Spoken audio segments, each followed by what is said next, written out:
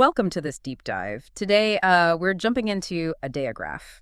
It's this really interesting book by Kadir Kubashik. It's all about taking Turkish words and, well, showing their meaning visually, just using typography. Yeah, it's quite a concept. We've got the book right here. We do, and it frames itself as like a demonstration of conceptual design. Thinking through type. Exactly. How can the shape of letters actually be the meaning? So our mission today is basically to explore how he pulls this off. And what it tells us about, language and seeing. Right. Yeah. So what strikes you first about his approach? Well, it's the minimalism, isn't it? He's not, like, throwing loads of graphics at it. No. He's just tweaking the letters themselves. It's quite disciplined. Using the letter forms directly to mean something. Yeah, it's functional, not just pretty. Like dondurma, that's ice cream in Turkish. Oh, yeah, that one's great. The D is just subtly shaped like a cone. It's so simple but effective, makes you see the letters differently. It really does. And it's not always about just making a picture of the thing. Take kapalı, which means closed. The whole word is put inside a box, a frame. Visually closed off. Exactly. So it's using space, arrangement. It adds another layer to understanding the word. You kind of feel the closedness. That makes sense. And then there's X key missing.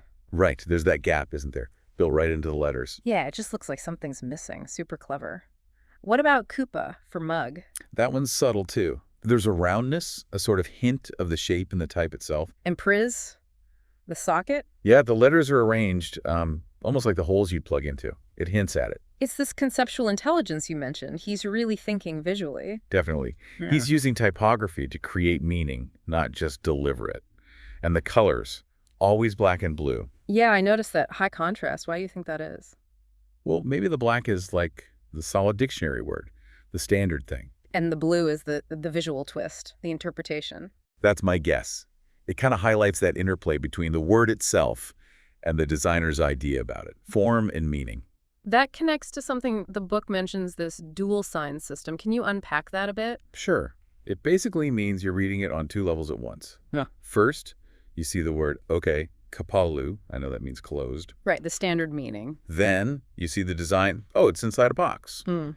And you connect the visual form to the meaning. So you're a reader and an interpreter. Exactly. You're engaging both ways. It makes the whole thing richer. And it leads to that little aha moment when you get it. Totally. It's not like a loud visual joke. Mm. It's smarter, more subtle. Yeah, the intervention is minimal, but impactful. That's kind of the magic, isn't it? Absolutely. That's why ideagraf feels like more than just graphic design examples. It feels like a whole way of thinking visualized. A system of thought using type. It really blurs the line between just seeing letters and actually understanding a concept through them. It shows what visual language can do. So the book isn't just cool to look at. It's demonstrating some real conceptual depth in design. Definitely. It positions graphic design as something quite intellectual. Okay, so summing up then. The big takeaway seems to be how these like tiny visual moves can unlock big ideas. Yeah. Typography isn't just about making text readable or look nice. It can be a tool for thought itself. It really changes how you might look at the letters you see everywhere, every day. It does. Ideagraf is sort of an invitation, isn't it? To see words again, but with fresh eyes.